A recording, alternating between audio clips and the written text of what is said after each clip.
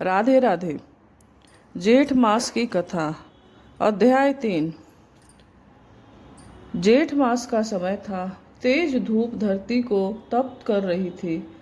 नदियों का जल सूखने लगा था और प्राणी प्यास से व्याकुल हो रहे थे। एक दिन ऐसा कठिन समय में धर्म और भक्ति की परीक्षा होती है। इसी पावन मास में एक नगर में धर्मनिष्ठ ब्राह्मण रहता था जिसका नाम हरिदास था। वह अत्यंत गरीब था, लेकिन भगवान विष्णु में उसकी अटूट श्रद्धा थी। हरिदास प्रतिदिन प्रातः उठकर स्नान करता, भगवान विष्णु का स्मरण करता और जेठ मास के व्रत का पालन करता। वह स्वयं भूखा रहकर भी दूसरों को जल और अन्न देने का प्रयास करता। उसके पास ज्यादा कुछ भी नहीं था, लेकिन उसके मन में दया और सेवा का भाव था। एक दिन दोपहर के समय जब सूर्य की किरणें अत्यंत प्रचंड थी, एक वृद्ध साधु उसके द्वार पर आए। वह साधु बहुत थके हुए और प्यासे लग रहे थे। उन्होंने हरिदास से कहा, हे ब्राह्मण, मुझे बहुत प्यास लगी है। क्या मुझे थोड़ा सा जल मिल सकता है? हरिदास ने तुरंत अपने घर में रखा हुआ मिट्टी का घड़ा उठाया और साधु को ठंडा जल पिलाया। उसके पास देने के लिए बस इतना ही था, लेकिन उसने पूरे प्रेम से सेवा की। साधु ने जल पीकर संतोष की सांस ली और बोले, तुमने इस तपती धूप में मुझे जीवन दान दिया है। भगवान तुम्हारी भक्ति से प्रसन्न होंगे। इसके बाद साधु ने हरिदास से पूछा, क्या तुम जेठ मास का व्रत विधि विधान से करते हो?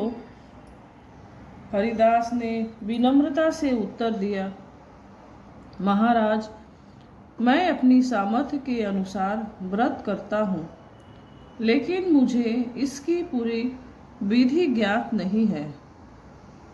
तब साधु ने कहा, मैं तुम्हें जेठ मास के व्रत का महत्व और विधि बताता हूँ। इस मास में भगवान विष्णु की पूजा, जल दान, अन्न दान और गरीबों की सेवा करना अत्यंत पुण्यदायक होता है।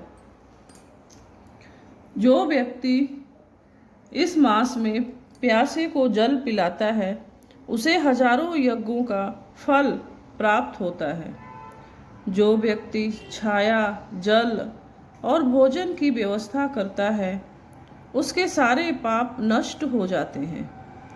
हरिदास ने यह सब ध्यान पूर्वक सुना और संकल्प लिया कि वह पूरी श्रद्धा से इस व्रत को करेगा। उसने छोटे से घर के बाहर घड़ा रखा और आने जाने वाले यात्रियों को जल पिलाने लगा।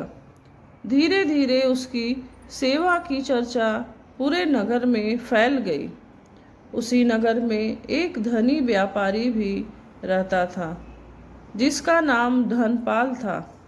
वह बहुत धनवान था, लेकिन घमंडी और कंजूस था। उसने हरिदास की सेवा के बारे में सुना और उसका मजाक उड़ाते हुए कहा, इतना गरीब होकर भी यह दूसरों को जल पिलाता है, इससे क्या लाभ होगा? एक दिन धनपाल ने हरिदास से कहा, तुम अपना समय और संसाधन व्यर्थ कर रहे हो, इससे तुम्हें कुछ भी नहीं मिलेगा। हरिदास ने शांत स्वर में उत्तर दिया, सेवा और भक्ति कभी व्यर्थ नहीं जाती। भगवान सब देख रहे हैं। कुछ दिनों बाद जेठ मास के अंत में एक चमत्कार हुआ। उसी वृद्ध साधु ने पुनः हरिदास के घर आकर दर्शन दिए। इस बार वह साधु अपने वास्तविक रूप में प्रकट हुए। वे स्वयं भगवान विष्णु थे। भगवान विष्णु ने कहा, हे हरिदास, तुम्हारी सच्ची भक्ति और सेवा से मैं अत्यंत प्रसन्न हूँ। तुमने बिना किसी स्वार्थ के दूसरों की सेवा की है, इसलिए मैं तुम्हें आशीर्वाद देता हूँ। कि तुम्हारे जीवन में कभी अभाव नहीं रहेगा।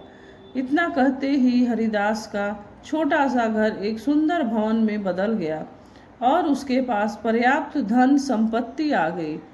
लेकिन हरिदास का स्वभाव नहीं बदला। वह पहले की तरह ही विनम्र और दयालु बना रहा। दूसरी ओर धनपाल ने यह सब देखा और उसे अपनी गलती का एहसास हुआ। वह हरिदास के पास गया और क्षमा मांगते हुए बोला, मुझे अपनी भूल का एहसास हो गया है। मैंने तुम्हारी भक्ति का मजाक उड़ाया, कृपया मुझे क्षमा करें। हरिदास ने उसे क्षमा कर दिया और कहा, यदि तुम सच्चे मन से पश्चाताप करते हो तो भगवान की भक्ति और सेवा का मार्ग अपनाओ।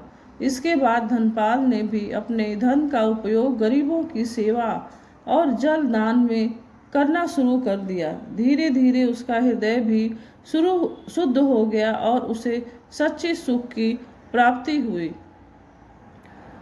जेठ मास में जल दान और सेवा का विशेष महत्व है। सच्चे मन से की गई भक्ति और सेवा कभी व्यर्थ नहीं जाती, चाहे व्यक्ति कितना भी गरीब क्यों न हो। यदि उसके मन में दया और श्रद्धा है तो भगवान स्वयं उसकी सहायता करते हैं।